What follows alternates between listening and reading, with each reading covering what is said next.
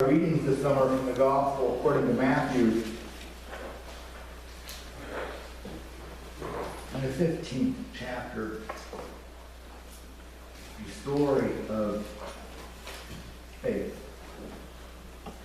From there, Jesus took a trip to Tyre and Sidon.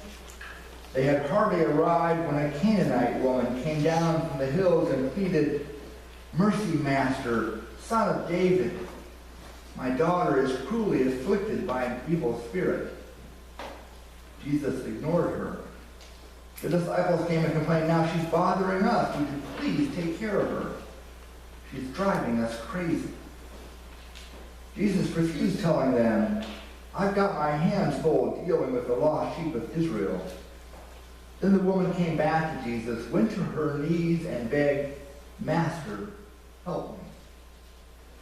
He said, "It's not right to take bread out of the children's mouths and throw it to the dogs." She was quick, "You're right, Master.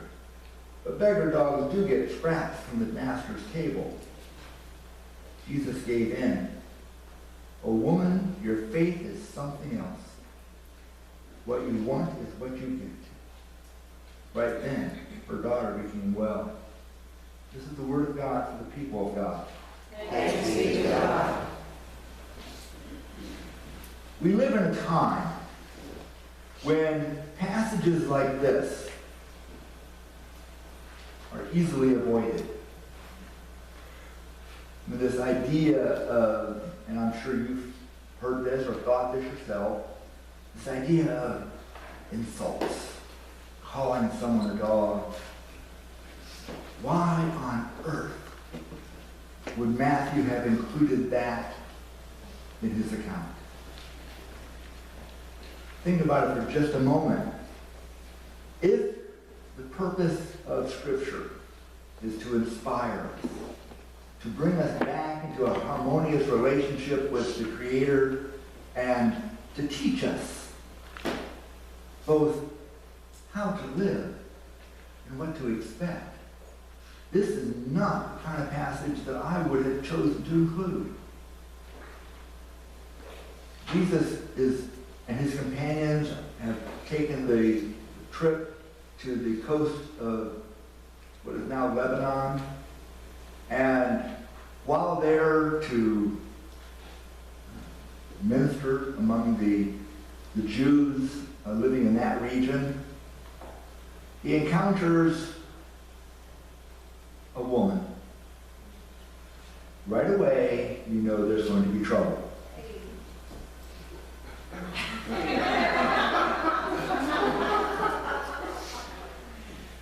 Right away. Because women were not supposed to be out in public alone. And they certainly didn't talk to strange men. And they certainly didn't talk to Jewish men. And yet, her faith was something else. Because in this passage, we hear about that something else kind of faith. All too often, we have been told that we're supposed to be whole. Our faith is supposed to be somehow complete and flawless and unquestioning. And yet, this woman, a stranger, one of those people, came and confronted the Messiah.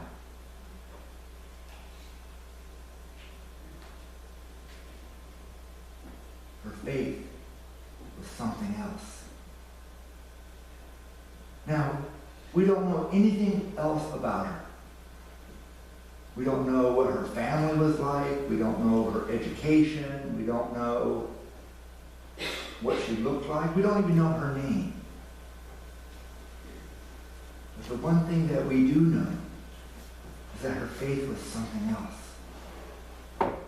Now, perhaps you've been in the church your whole life. Has anyone ever described your faith as something else? And when you hear that, oh, he's something else, that's never a good thing. It's a put down. It's an eye-rolling moment. But that's not what I hear in this passage. The Lord heard what the woman said. You notice that? He heard her. Now, we can look at a passage like this and say, see, this is an example of somebody who changed God's mind through persistence and dogged determination. None of the disciples are described as having a faith that was something else. Nowhere else in Scripture do we hear someone referred to as, look, this is what you're supposed to be working toward. This is the life that I want you to live. A life that is able to risk everything. Rejection, not once, not twice, not 3 times, but always. This woman went to the source of life and said in that moment, Master, help me. What that help was going to look like, she didn't know.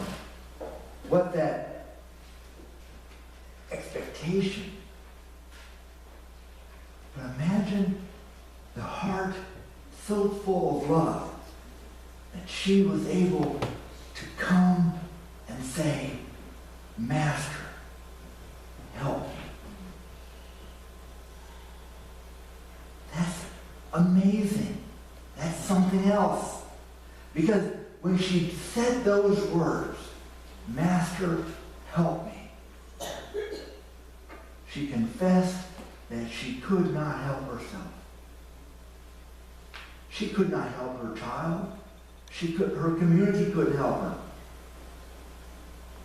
She had to go to the only one, even at the risk of rejection, who could help her. She had every reason to be skeptical. He was a Jew after all. He was a Jew in the wrong part of town. And he brought some guys with him. Now, maybe you've been approached and someone said, help me. And it's like, I'd love to, but I can't. I'm too busy. I've got my own problems to deal with. I love you, but. And they go to someone else. And they ask for help and they get rejected again. And they come back to you and say, help me. And you say, I want to, but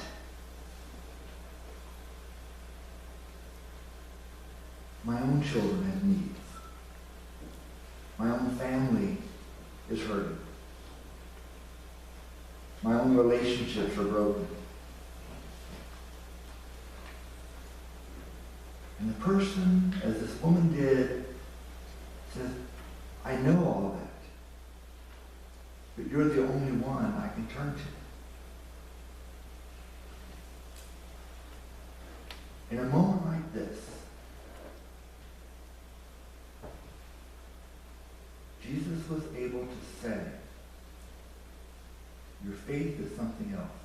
Even though you know in your heart, I have nothing left to give. For your sake, I give it all. You see, a passage like this should be a reminder to each one of us, however far you've come to worship this morning, wherever the rest of your journey will take you the rest of your days. There will always be people who can look to you as the only one who can make a difference. Because they see in you someone whose faith in someone who can't see. They see in you someone who says, I believe in this Messiah from a long time ago in a land that most of us will never walk. And yet, I believe. Why on earth do you believe in this ancient story? Why would you risk rejection by the world that says, you're still doing this Jesus thing? Get out of here. Go find another story.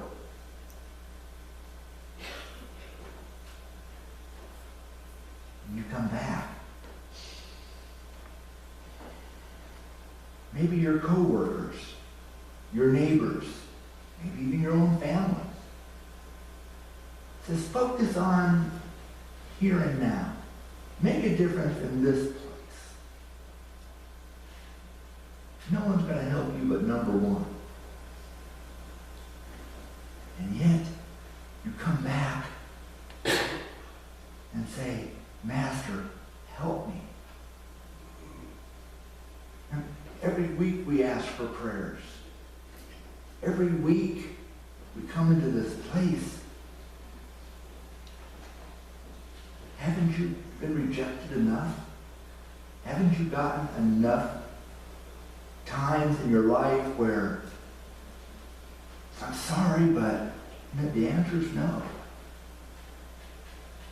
And yet, you keep coming back. Maybe, and just maybe now, your faith is something else. Because even though you have no right to expect, you have every right to ask. You see, salvation doesn't come simply because we're good people or we're, better looking than the average bear. Thank you, the rest of you are not laughing. But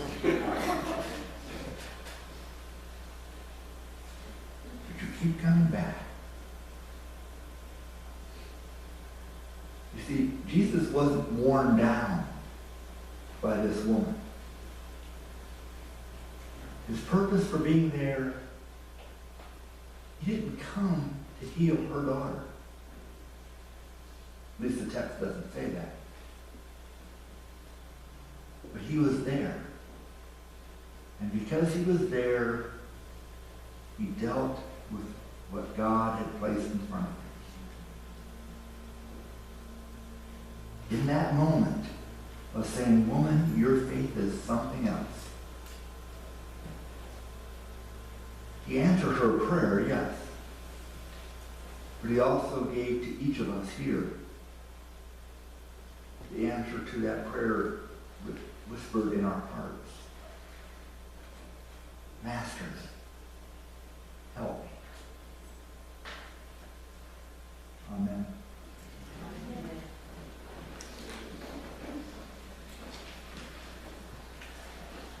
As we prepare to leave this place, we go into the world to meet people who have questions for us. Let us stand as you are able and offer your energy.